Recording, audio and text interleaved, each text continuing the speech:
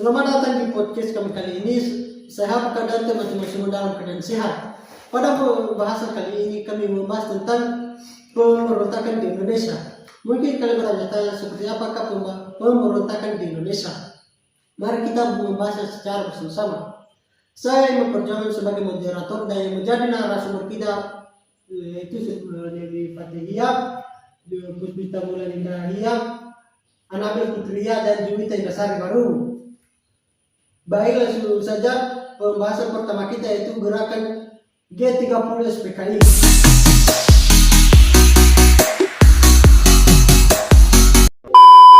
Sebenarnya apa sih G30 SPKI itu? Oke, baik. Jadi G30 SPKI ini adalah usaha kudeta yang dilakukan oleh Partai Komunis Indonesia atau PKI pada malam 30 September hingga 1 Oktober 1965. Pada peristiwa ini, PKI bersama pasukan yang terlibat menculik dan membunuh para jenderal TNI Angkatan Darat yang kemudian dikenal sebagai pahlawan revolusi di Lubang Buaya, Jakarta. Latar belakang peristiwa G30 SPKI adalah kondisi Indonesia yang tidak stabil, yaitu ekonomi memburuk dengan inflasi dan kelangkaan barang. Kedua, politik penuh ketegangan karena adanya persaingan tajam antara TNI PKI dengan kelompok nasionalis. Yang ketiga, Soekarno mencoba menyeimbangkan kekuatan dengan konsep Nasakom, nasional agama komunis. Namun hal tersebut malah memberi ruang bagi PKI untuk berkembang. Kira-kira demikian. Nah, dari penjelasan dari teman kami, apa sih penyebab munculnya G30 SPKI? Jadi penyebab terjadinya atau munculnya G30 SPKI ini adalah ambisi PKI untuk merebut kekuasaan pemerintah dan keinginan untuk membangun negara komunis di Indonesia. Selain itu, faktor pemicu lainnya adalah politik di Indonesia yang tidak stabil, krisis ekonomi, inflasi, serta persaingan tajam antara TNI dengan PKI. Lalu apa tujuan utama mereka dalam G30 SPKI? Tujuan mereka yaitu untuk menggulingkan pemerintah sah Republik Indonesia, menghancurkan kekuasaan TNI Angkatan Darat dan membentuk pemerintah yang berhaluan komunis dengan PKI sebagai pengendali utama. Oke, siapa saja tokoh PKI yang terlibat dalam G30 SPKI? Yang pertama yaitu DN Adit atau Ketua CCPKI, pimpinan utama gerakan. Yang kedua, MH Lukman atau Wakil Ketua PKI. Yang ketiga, Enjoto atau Propaganda PKI. Mereka itulah yang termaksud dalam G30 SPKI. Siapa saja jenderal yang menjadi korban peristiwa tersebut? Ada 6 jenderal yang menjadi korban dalam peristiwa tersebut dan dianggap sebagai pahlawan revolusi sampai saat ini. Yang pertama, Lejen Ahmad Yani. Kedua, Majen S. Suparto. Yang ketiga, Majen TM Haryono. Yang keempat yaitu Majen S. Parman. Yang kelima yaitu Brigjen DI Panjaitan. Dan yang keenam yaitu Brigjen Sutoyo Siswo Miharjo. Demikian. Nah, teman kami telah menjelaskan tadi apa sih yang terjadi pada tanggal 30 September sampai 1 Oktober pada tahun 1965. Oke, jadi pada malam 30 September hingga 1 Oktober 1965, pasukan yang dipimpin oleh PKI menculik beberapa jenderal TNI AD dari rumah mereka, membawa di Lubang Buaya, menyiksa lalu membunuh. Kemudian jenazah mereka dimasukkan ke dalam sumur tua. PKI kemudian mengumumkan pembentukan Dewan Revolusi melalui RRI. Namun pada pagi 1 Oktober 1965, TNI AD di bawah pimpinan Mayor Soeharto segera bertindak mengambil alih RRI, mengendalikan Jakarta, serta menumpas gerakan tersebut. Dan bagaimana pengaruhnya terhadap Presiden Soekarno? Jadi Soekarno dianggap gagal dalam mengendalikan keadaan. Wibawanya dianggap rendah karena dianggap dekat dengan PKI. Pada tanggal 11 Maret 1966, Soekarno mendatangi Soeharto untuk mengendalikan keadaan negara. Jadi, dari situlah kekuasaan Soekarno direbut oleh Soeharto. Mengapa peristiwa ini disebut dengan kudeta? Peristiwa ini disebut kudeta karena PKI mengambil alih kekuasaan dengan cara paksa, seperti menculik, membunuh pimpinan jenderal, mengambil alih pusat pemerintahan, dan membentuk Dewan Revolusi. Tindakan ini jelas adalah upaya kudeta kepada pemerintahan yang sah, karena pengertian kudeta ini sendiri merupakan perebutan kekuasaan secara ilegal, tiba-tiba dengan kekerasan untuk menggulingkan pemerintahan yang sudah ada dan menggantikannya dengan pemerintahan yang baru. Baik, dari pembahasan teman-teman semua, bagaimana generasi sekarang memandang G30 SPKI? Generasi sekarang harus memandang dengan adanya G30 SPKI sebagai pelajaran sejarah penting, bukan untuk membangun kebencian tetapi untuk menolak ideologi yang bertentangan dengan Pancasila, menjaga kesatuan dan keutuhan bangsa, dan menghargai jasa para pahlawan yang telah gugur dalam mempertahankan NKRI. Baik, selanjutnya dengan pemberontakan APRA yang dimoderatori oleh teman kami Nebli.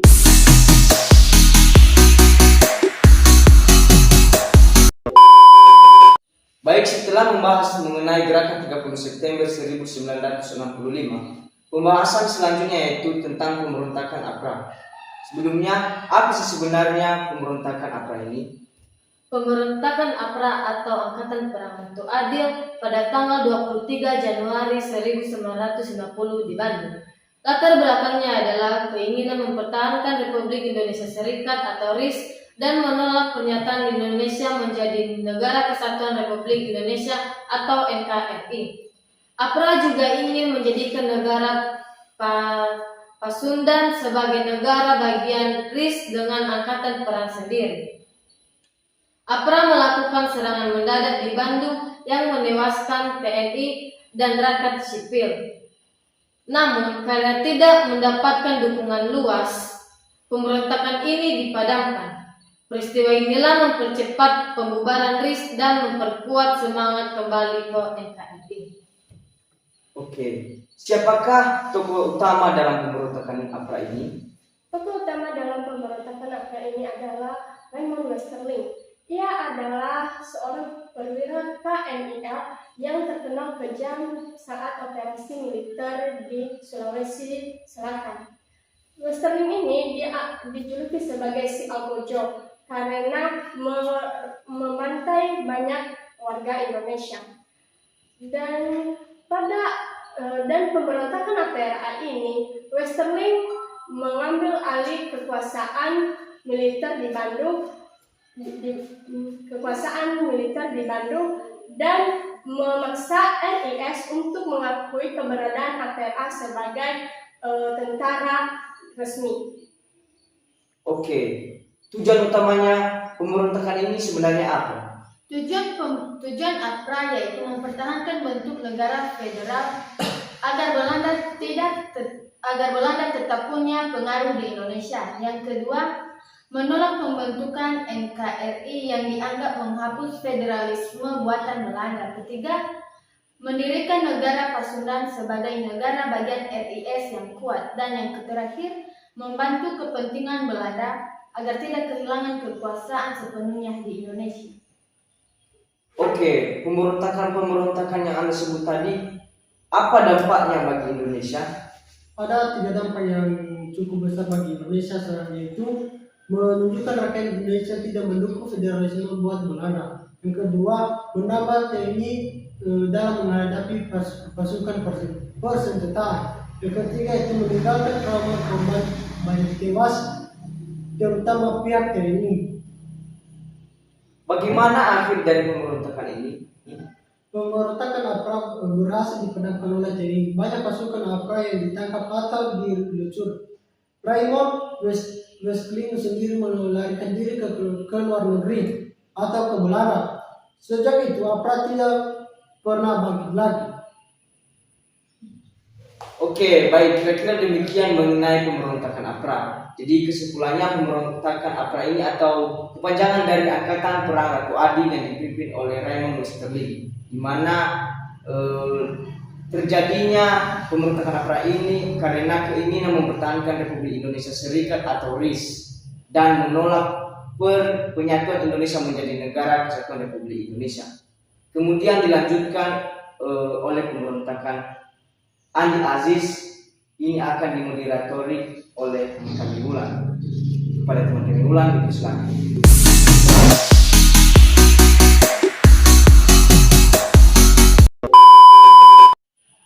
Baik, sekarang kita akan membahas tentang peristiwa Andi Aziz tahun 1950. Bagaimanakah peristiwa Andi Aziz tahun 1950? Peristiwa Andi Aziz adalah pemberontakan yang terjadi pada tanggal 5 April tahun 1950 di Makassar, Sulawesi Selatan.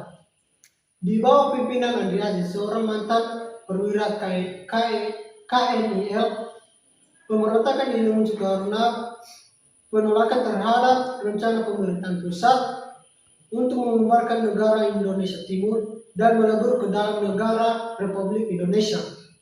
Andi Aziz bersama pasukannya menolak integrasi karena khawatir dominan yang terlalu besar dalam pemerintahan pusat. Ia berhasil menguasai Makassar dan menahan pejabat sipil maupun militer. Namun pemerintahan Republik Indonesia di bawah Presiden Soekarno segera mengambil alih tindakan tegas dan mengirim pasukan APRIS, Angkatan Perang Republik Indonesia, yang di bawah pimpinan Kolonel A.H. Nusation dan Kolonel Alex Kalwilaran. Pemerintahan ini juga memanggil Andi Aziz ke Jakarta untuk diminta pertanggungjawaban. Setelah datang ke Jakarta, Andi Aziz ditangkap dan pemberontaknya dipadamkan. Nah, dari pernyataan teman kami sebelumnya, apakah yang menjadi latar belakang terjadinya peristiwa Andi Aziz? Latar belakang Andi Aziz adalah penolakan terhadap keputusan untuk membubarkan negara Indonesia dan melebur ke dalam NKRI. Sebagai tokoh di NIT merasa khawatir daerah-daerah di luar Jawa tidak dapat tempat yang adil dalam pemerintah pusat, sehingga muncul sikap perlawanan yang dipimpin oleh Andi Aziz. Bagaimana nasib Andi Aziz setelah dipanggil ke Jakarta? Setelah dipanggil ke Jakarta, Andi Aziz langsung ditangkap oleh pemerintah pusat dan yang menjadikan pimpinannya semakin melemah dan berhasil dipadamkan. Apa dampak dari peristiwa Andi Aziz tersebut? Dampak dari peristiwa Andi Aziz tersebut, yang pertama, pemberontakan dipadamkan dan Andi Aziz ditangkap. Yang kedua, membuka jalan bagi pembubaran negara Indonesia Timur. Yang ketiga, mempercepat proses penyatuan daerah-daerah ke dalam negara Kesatuan Republik Indonesia atau NKRI. Oke, dari penjelasan teman-teman kami sebelumnya, apakah makna penting dari peristiwa Andi Aziz? Baik, jadi makna penting dari peristiwa Andi Aziz ini adalah bahwa upaya mempertahankan negara Indonesia Timur gagal dan semakin memperkuat negara Kesatuan Republik Indonesia sebagai negara yang sah dan final. Dan ini juga menunjukkan keseriusan pemerintah dalam menegakkan persatuan bangsa. Baik, itulah penjelasan dari peristiwa Andi Aziz tahun 1950. Selanjutnya kami akan membahas tentang pemberontakan RMS yang dimonitoring oleh teman kami Anabel.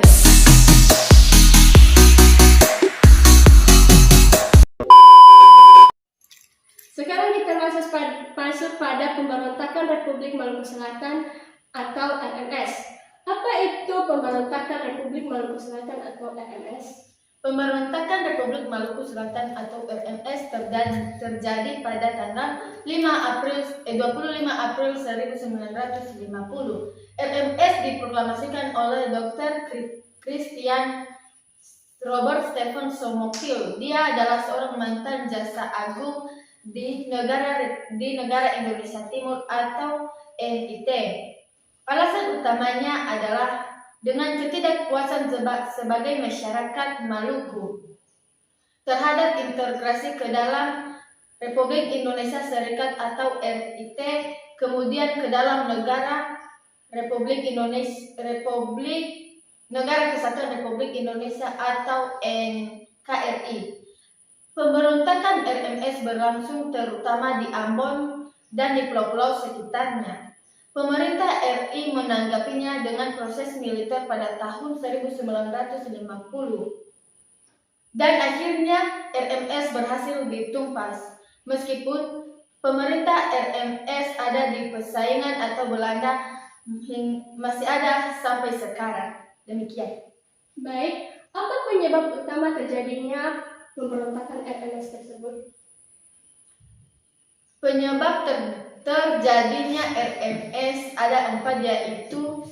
Kekecewaan politik, 2. Faktor militer, 3. Pengaruh Belanda, 4. Kekhawatiran budaya.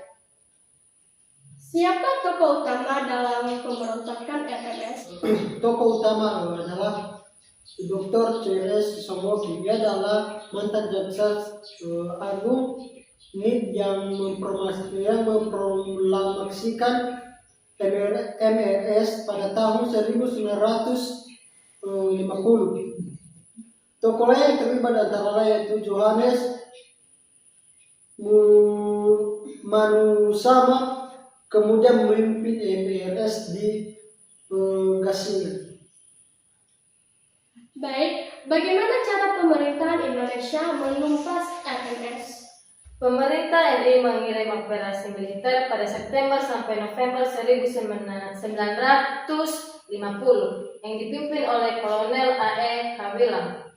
Pasukan TNI berhasil merebut kota Ambon setelah pertempuran Segit. Somokil melarikan diri ke Seram, namun akhirnya ditangkap pada tahun 1963 dan dihukum mati pada tahun 1966. Oke, apa dampak pemberontakan RMS bagi Indonesia? Baik, dampak pemberontakan RMS bagi Indonesia yaitu yang pertama menjadi salah satu tantangan awal konsolidasi NKRI setelah pengakuan kedaulatan 1949. Yang kedua, menimbulkan pertempuran yang cukup besar di Maluku yang menelan banyak jiwa. Yang ketiga, membuat pemerintah semakin waspada terhadap gerakan separatisme. Yang keempat, hingga kini masih ada pemerintah RMS di pengasingan atau di Belanda, namun tidak memiliki pengaruh terhadap Maluku. Oke, tadi teman kami Noli bilang hingga kini masih ada pemerintahan RMS di pengasingan Belanda. Mengapa RMS masih ada di Belanda sampai sekarang? Baik, RMS masih ada di Belanda sampai sekarang itu karena setelah RMS dikalahkan di Indonesia, banyak bekas tentara KNIL Maluku pindah ke Belanda. Mereka tetap melestarikan identitas RMS sebagai bentuk protes politik dan simbol perjuangan walaupun tidak memiliki kekuatan militer di Maluku untuk melawan. Baik, demikian podcast kami pada hari ini. yang membahas tentang sejarah pemberontakan di Indonesia. Bila ada kesalahan dan kekurangan kami mohon maaf. Demikian akhir kata kami ucapkan terima kasih. Ya. Betul.